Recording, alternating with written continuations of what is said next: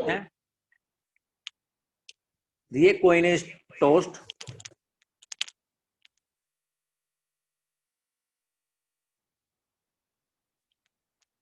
if it shows a tail,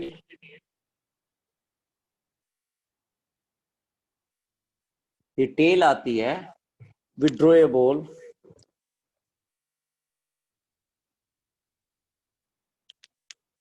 from a box which contains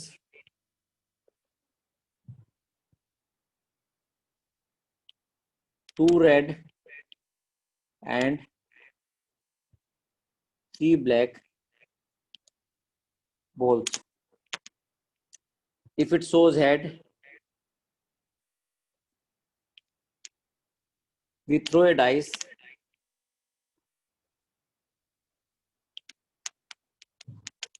find the sample space.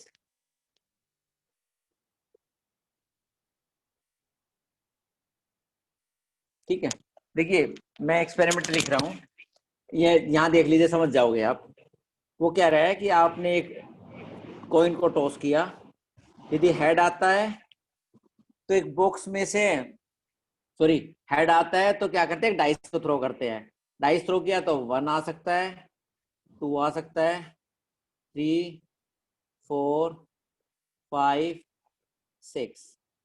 आपने एक random experiment किया, head आता है तो डाइस थ्रो करनी है, इनमें से कुछ भी आ जाएगा। यदि आपने हेड को थ्रो किया, सॉरी कॉइन को टॉस किया और टेल आ गया, टेल आ गया तो इस बॉक्स में से 5 बॉल है, 2 रेड 1 3, एक बॉल निकालनी है। तो आपकी रेड बॉल आ सकती है, दूसरी रेड बॉल आ सकती है, पहली ब्लैक बॉल आ सकती है, दूसरी ब्लैक बॉल आ सकती है और तीसरी ब्लैक बॉल आ सकती है। ठीक है, एक एक्सपेरिमेंट किया तो हेड आ सकता है, टेल आ सकता है। हेड आया तो आपने एक डाइस थ्रो करनी है, और टेल आया तो आपने एक बॉल निकालनी है। तो सैंपल स्पेस क्या हो गया, sample space will be H1 H2 H3 H4 H5 H6 TR1 TR2 TR3 TR4 TR5 TR6। Sample space इस तरीके से बनाना है कि जो एक्सपेरिमेंट है, हेड आया तो ये होगा, टेल आया तो ये होगा, यानी ओवरऑल क्या बनता है, H1 H2 H3 H4 H5 H6। Overall या तो ये आउटकम आएंगे या फिर TR1 TR2 TR3 TR4 TR5 TR6 ये आउटकम आएंगे। ठीक है, एक्सपेरिमेंट यदि इस डायरेक्शन में जाएगा तो ये आउटकम, और एक्सपेरिमेंट इस डायरेक्शन में जाएगा तो ये आउटकम। अब ये मैंने बताया था, जितने भी आउटकम है उन सब की प्रोबेबिलिटी को अलग अलग ऐड करोगे तो कितना आएगा, 1। प्रोबेबिलिटीज को ऐड करोगे तो कितना आएगा, 1। देखिए H1 हेड के बाद 1 आ जाए, क्या प्रोबेबिलिटी है, 1/12। क्यों, हेड की प्रोबेबिलिटी आने की 1/2, बताइए हेड के आने की 1/2 और 1 आने की, आप में से बताइए 1 आने की प्रोबेबिलिटी कितनी है, फटाफट बताइए, यहाँ पर 1 आने की प्रोबेबिलिटी कितनी है, 1/6। 1/6। तो हेड भी आ जाए और 1 भी आ जाए, क्या प्रोबेबिलिटी है इसकी, 1/12। 1/12। तो H1 हेड भी आ जाए और 1 भी आ जाए, इस चीज की प्रोबेबिलिटी कितनी है, 1/12। इसी तरीके से इसकी भी 1/12, इसकी भी 1/12, इसकी भी 1/12, इसकी भी 1/12, इसकी 1/12। 1 2 3 4 5 6। ठीक है, आगे देखते हैं। टेल आ जाए और R1 आ जाए तो क्या प्रोबेबिलिटी है, टेल आने की 1/2 और R आने की 1/5। भाई ये 5 बॉल है, R1 निकलने की 1/5, ये 1/2, ये 1/5, तो ओवरऑल कितना हो गया, 1/10। टेल भी आ जाए और पहली रेड बॉल आ जाए, कितनी प्रोबेबिलिटी है, 1/10, 1/10, 1/10, 1/10। कितनी बार, 1 2 3 4, sorry R1 R2 B1 B2 B3, R1 R2 की 1/10 1/10, B1 B2 B3 की भी 1/10 1/10 1/10। बताइए ये कितनी बार है? 6 बार, यानी 6/12। और ये कितनी है? 5 बार, 5/10। तो कितना हो गया? 1/2 + 1/2 इज 1। बहुत सारे बच्चों को इसमें डाउट होगा कि सर ये हेड आया और ये 1 आया, तो इसका 1/12 कैसे हो गई? 1/12 इसलिए हो गई कि आप देखिए हेड आया है, हेड की खुद के आने की प्रोबेबिलिटी 50% है, इसकी खुद की ही 50% है, और उसके बाद उसकी भी कितना? 1/6। इसकी खुद की 1/2 और उसके बाद भी कितनी? 1/6, यानी 1/2 × 1/6 1/12। इधर जाते हैं, टेल की 1/2 और R1 की 1/5, तो ओवरऑल इसकी 1/10। यहां पर आपने एक चीज ऑब्जर्व कीजिए, सारी इवेंट्स इक्वली लाइकली नहीं है। कुछ इवेंट्स की प्रोबेबिलिटी 1/12 है और कुछ की इवेंट्स की 1/10 है। कुछ एलिमेंट्री इवेंट है, ये क्या है? Elementary event. कुछ एलिमेंट्री इवेंट्स की 1/12 है और कुछ एलिमेंट्री इवेंट्स की 1/10 है। तो ऐसा जरूरी नहीं है कि सभी इवेंट्स की प्रोबेबिलिटी सेम हो। देखिए एक क्वेश्चन और करते हैं, उससे आप थोड़ा और आइडिया लगेगा, वो थोड़ा आसान है इसकी बजाय।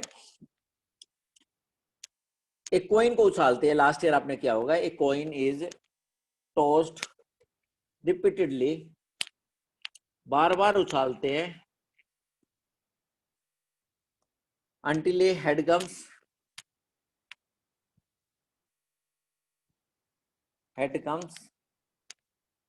up for the first time।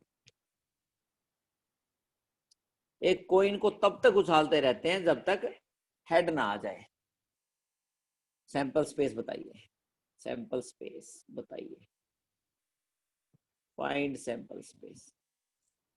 एक कॉइन को तब तक उछालते हैं जब तक हेड नहीं आ जाए। देखिए हेड आ गया, काम खत्म, एक्सपेरिमेंट खत्म। टेल आ गया तो फिर आ गया हेड, तो भी एक्सपेरिमेंट खत्म। पहली बार टेल आया, दूसरी बार टेल आया, फिर हेड आ जाए, तो भी खत्म। पहली बार टेल, दूसरी बार टेल, तीसरी बार टेल, फिर हेड। भाई ये तो चलता ही जाएगा इन्फिनिटी तक। ये क्या हो गया? Sample space. क्या क्या हो सकता है? आपने एक्सपेरिमेंट मारा, उछाला टॉइन, हेड आ गया, एक्सपेरिमेंट खत्म। आपने कॉइन उछाला, टेल आया, दोबारा उछाला, हेड आ गया, एक्सपेरिमेंट खत्म। आपने पहली बार टेल आया, दूसरी बार टेल, तीसरी बार हेड, एक्सपेरिमेंट खत्म। इस तरीके से। अब मैं कह रहा हूं सभी इवेंट्स की प्रोबेबिलिटी का सम निकालना है। तो देखिए सभी इवेंट्स की प्रोबेबिलिटी का सम निकालना है, तो कैसे आएगा? देखिए अब मुझे बताइए,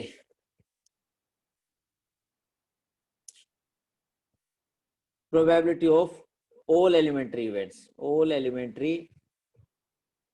events, sum of probability of all elementary events, सभी एलिमेंट्री इवेंट्स का सम। भाई किसी एक्सपेरिमेंट में आपने कॉइन को एक बार उछाला और हेड आ गया, क्या प्रोबेबिलिटी है बताइए?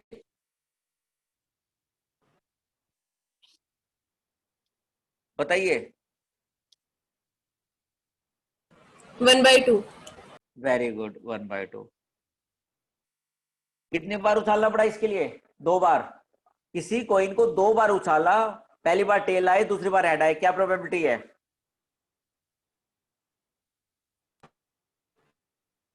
1/4। ठीक है। किसी कॉइन को कितनी बार उछाला? 3 बार, पहली बार टेल आया, दूसरी बार टेल आया, तीसरी बार हेड आया, क्या प्रोबेबिलिटी है?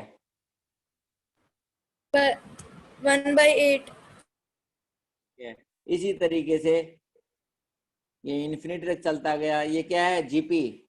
जीपी का सम क्या होता है? A/1 - R, A/1 - R। 1/2, 1/2 कितना हो गया? 1। आपने क्या ऑब्जर्व किया? देखिए ये जो इसके सैंपल स्पेस के जो एलिमेंट्स हैं, सैंपल स्पेस के एलिमेंट्स को क्या बोलते हैं? Elementary events. देखिए इक्वली लाइकली नहीं है, इसकी प्रोबेबिलिटी 1/2 है। 10th क्लास में आपने वे केस पढ़े थे जब सबकी प्रोबेबिलिटी सेम होती थी। अब ऐसा नहीं है, इसकी 1/2, इसकी 1/4, इसकी 1/8, इसकी 1/16, 1/32 एंड सो ऑन। बस रिजल्ट क्या है? सभी एलिमेंट्री इवेंट्स का सम की प्रोबेबिलिटी का सम कितना आएगा? 1। ठीक है, ये बेसिक चीज है, ये मैंने आपको बता दिया है, ये याद रखना है। ठीक है, इसमें कोई भी गलती नहीं होनी चाहिए किसी भी तरीके की। अब आपको मैं बस दो फॉर्मूले और बता देता हूँ जो आपने पिछले साल किए थे, वो फॉर्मूले बता के फिर हम कल से हम अपना 11th क्लास की पढ़ाई शुरू कर, मतलब 12th क्लास का शुरू करेंगे। देखिए 11th क्लास में और हमने क्या किया था कि ये किया था आपने, देखिए probability of A union B क्या होता था बताइए, probability of A, probability of B minus probability of A intersection B. ये याद कर लीजिए, probability of A union B is P A plus P B minus P intersection B. फटाफट मैं बता देता हूं कैसे आया ये। देखिए number of elements in A union B, set theory में आपको पता है number of elements in A plus number of elements in B minus number of elements in A intersection B, ऐसा है, बिल्कुल ठीक है। आपने क्या किया, सैंपल स्पेस से डिवाइड कर दिया, A union B divided by S number of elements in sample space, number of elements in A divided by number of elements in sample space, number of elements in B divided by number of elements in sample space minus number of elements in A intersection B, number of elements in sample space। क्या बन गया, probability of A union B, probability of A, probability of B minus probability of A intersection B। ठीक है, ये आपको ध्यान देखना है। ठीक है, ये आपको ध्यान रखनी है, इस तरह की केसेस आपको याद रखने हैं। आगे चलते हैं।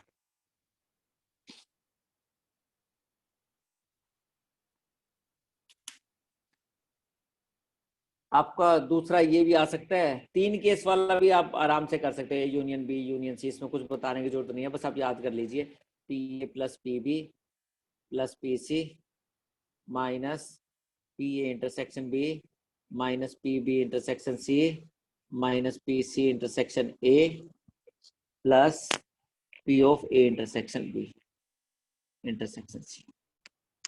ठीक है, ये याद कर लिए, P A plus P B plus C minus P intersection B minus P B intersection C minus P C intersection A plus P of A intersection B intersection सी। ये आपको याद होना चाहिए, ये रिजल्ट आपको याद होना चाहिए। ठीक है, और क्या आ सकता है, देखिए ये मैं पिछले साल के बता रहा हूं आपको, और इस तरह के केस आपने किए थे, probability of A bar intersection B.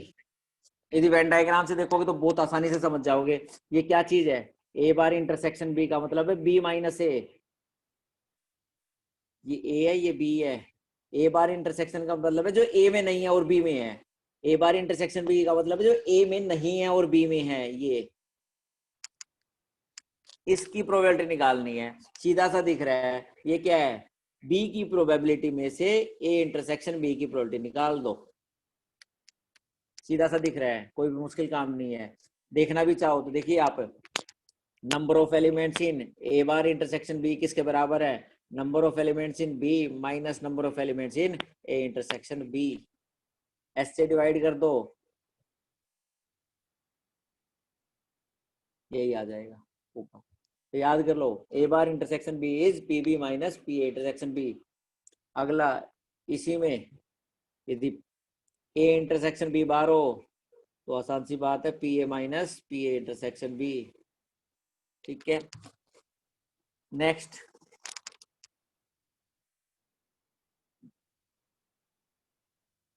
लेकिन फिर भी मैं आपको कहूंगा आप एक बार जरूर से भी जरूर पिछले साल की एक बार आप अपना निकाल कर उनको देख लीजिए, ताकि आपको अब इस साल की प्रोबेबिलिटी करने में दिक्कत ना आए। ठीक है, आज हम सिर्फ इतना ही करेंगे, लेकिन आप जरूर से भी जरूर जो भी एक्सरसाइज थे जरूर करके आए ताकि आपको कोई दिक्कत ना आए, क्योंकि मैं इससे आगे चलूंगा अब। ठीक है, आज मैंने सिर्फ इसलिए नहीं कराया ताकि आपको एक बार थोड़ा समझ में आ जाए सैंपल स्पेस क्या होता है, इवेंट्स क्या होती है, म्यूचुअली एक्सक्लूसिव क्या है, एग्जॉस्टिव क्या है, एंड सो ऑन। चलो ठीक है बेटा, बाकी हम कल मिलते हैं। आप लोगों ने जिसने कंसेंट दिया वो अपनी डिटेल्स अपलोड कर दी ना, ताकि मैं 3 बजे उसको ब्लॉक कर दूंगा लिस्ट को।